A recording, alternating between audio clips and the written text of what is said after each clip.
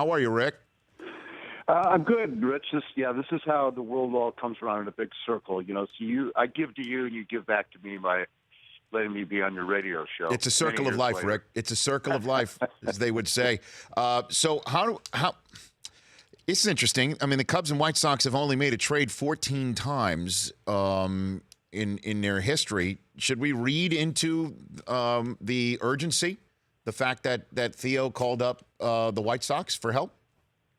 Absolutely. The Cubs are one of the biggest failures this year. I mean, they put nobody except Wade Davis in the All-Star game, and it was unprecedented, and he was not on the team last year, so it was unprecedented not to have a player from World Series champion not be in the All-Star game. So, and the year before they had seven, not seven starters, but seven players, including the whole infield, if you recall. And so, people are still Cubs fans still kind of high from the buzz of winning the first World Series in 108 years. But then, as that wears off, as it was wearing off, it gets to like, holy smokes, is this the same team?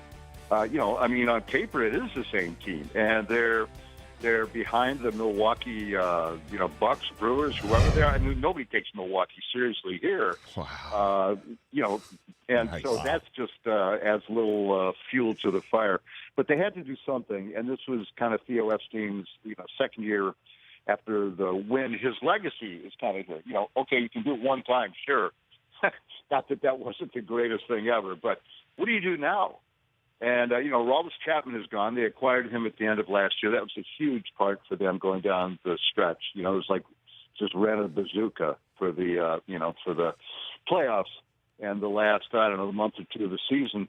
So the Quintana has been out there dangling all season long. The White Sox have been in a rebuild mode. And, in fact, what a lot of us have given everybody grief for here in Chicago, I just wrote about it yesterday, was that everybody is following, all the other pro teams are following the Cubs' plan of tearing their teams down, basically tanking and starting all over again. So that's what the Sox are doing. They got rid of Chris Sale, he starts in the All-Star game. They've got rid of Adam Eaton. They've gotten rid of so many players, and they're just starting at the very bottom. So the Cubs are not at the bottom. Purportedly, they're at the top or near the top. They got to try to stay there. So a guy like Quintana, he started to turn it around. He didn't start out this year very well at all. Obviously, people here in Chicago have watched him pitch, that they watch both teams. But, there is a little bit of that stigma, not doing a trade with a team right here in town, because if that player does really well, you'll never hear the end of it from the other fans of the other team.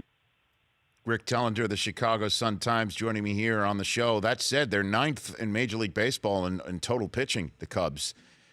Is this the fix? I mean, how will this, I guess, shake the cobwebs? They need to get Kyle Hendricks back.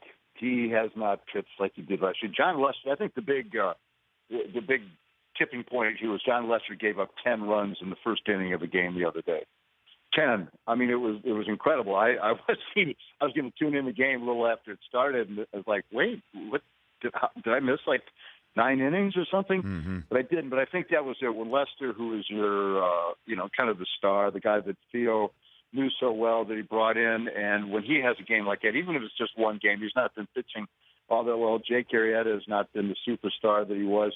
Wade Davis has been good, in relief, been real good, but. This hopefully is a thing that will start their hitting going, too. Kyle Schwarber has been a tremendous disappointment. Way too much expectation on the kid, I think. But he came back last year at the end of the season for the very end and for the World Series, and was like, Saint Schwarber out of the grave and walking again after that terrible knee injury. Nobody expected him back at all. So way too much expectations, I think. But hopefully, this will work out for both teams. That's what you'd like to see happen. These minor leaguers, obviously we don't know that much about them. We haven't seen them. Everybody talks about Jimenez just has this incredible power. We've seen that before with other players who didn't pan out to be much. So this right-handed pitcher, Dylan Cease, and, infielders, which is Matt Rose and somebody else, I don't know, Bryant Fleet or something like that.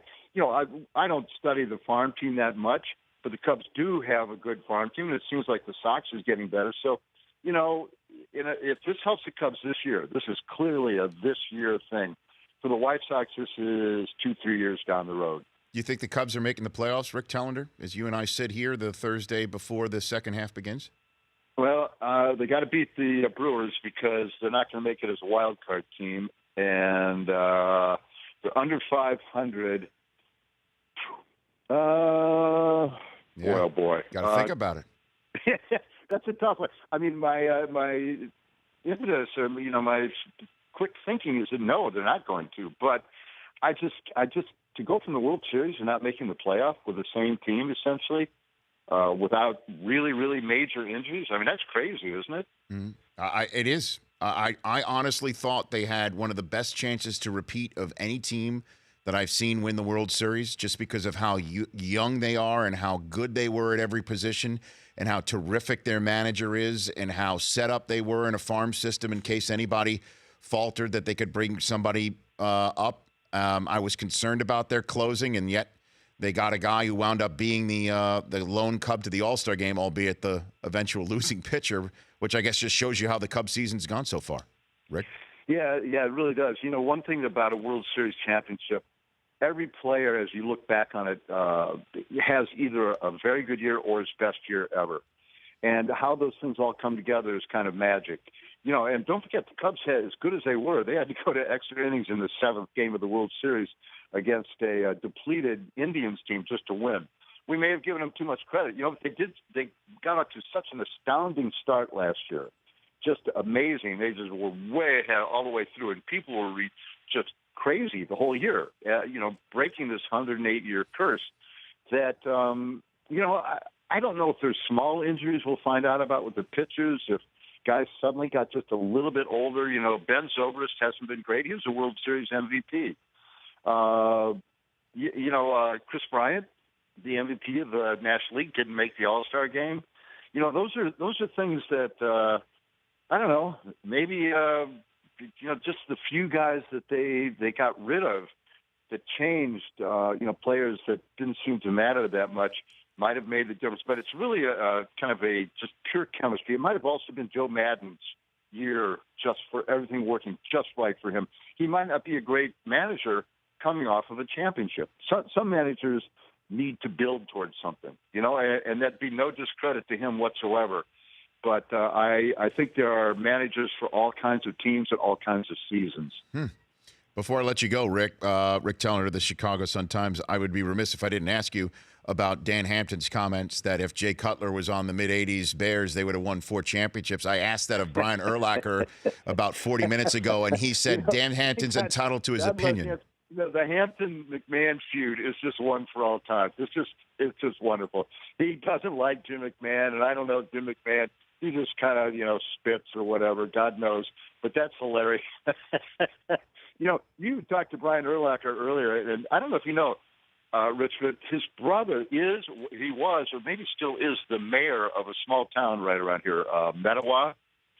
And they look exactly like Brian as well. Well, not now that Brian's got all that hair, but they did look identical, except Casey Urlacher is just a smaller edition of Brian. And he actually played middle linebacker at Lake Forest College. So the Bears were practicing, right there in Lake Forest, and Casey's over there, and it's hilarious. I like Brian a lot, but Dan Hampton, I love Dan Hampton. So why doesn't Hampton like McMahon? Why would that be a problem? I mean, why doesn't he like him? Yeah, why would he years later bash him like that? Oh God, it goes back to '85, whatever. The defense hated the offense. First of all, that Buddy Ryan got carried off the field. They didn't hate him. They, I don't know, they had a lot of disdain for them. And there were fights between offense and defense. Jim Covert and it was a classic between Covert and who was it? One of the not the Fridge, but somebody.